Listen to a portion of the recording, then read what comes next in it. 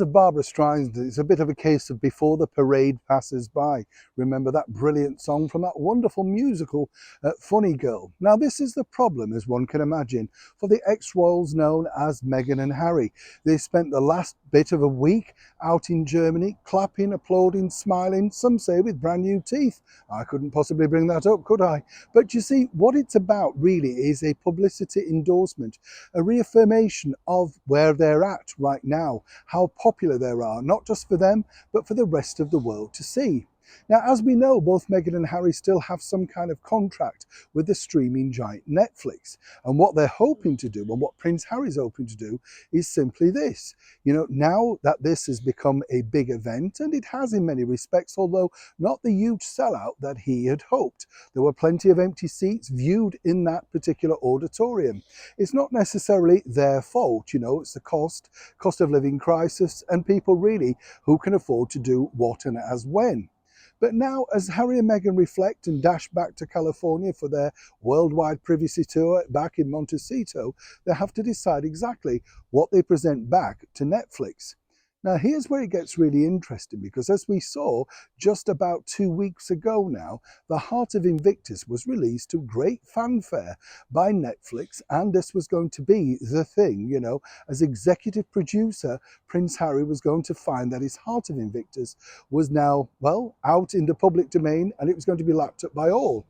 As I told you on many different occasions, it's not necessarily the production that the people who buy into streaming giants like Hulu, Paramount Plus, Disney, all of that sort of stuff, it's not really that relatable. It's well produced and it's very thought-provoking with lots of wonderful insight, but not necessarily a soap rating smash. So, thanks to Heart of Invictus being put out 2 weeks before the live Invictus Games, have Netflix seen a change of fortunes? Sadly, not for them. No, what's happened is simply this. The streaming giant have not really seen a rise in people downloading or indeed streaming. And this is now going to be problematic for the former royals known as Harry and Meghan. And as we told you recently, Meghan already has her own plans for her own documentaries. So whether this works or not wouldn't necessarily affect brand Meghan. But moving forward for Harry, this is going to be very problematic, because they have to decide if they want to stump up more money, producers, cameramen, editors, lighting, all of that sort of stuff. And not just for Invictus, but his proposed trip to Africa too, which would be very expensive. Now, I don't wish to be a negative on such a positive event, but on the other side of the coin, it's a business, and Netflix are truly struggling. Now, while they may have been pictured with some of the executives from Netflix, as they often say in Hollywood, it's about keeping your enemies closer.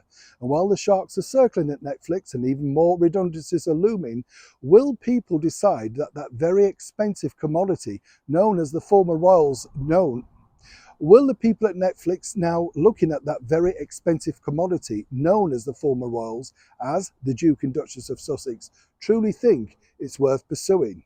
When you look at the streaming results, some might suggest no. As ever though, it is a developing story, and when I know more, you'll know more. Neil Sean in the very heart of Yorkshire.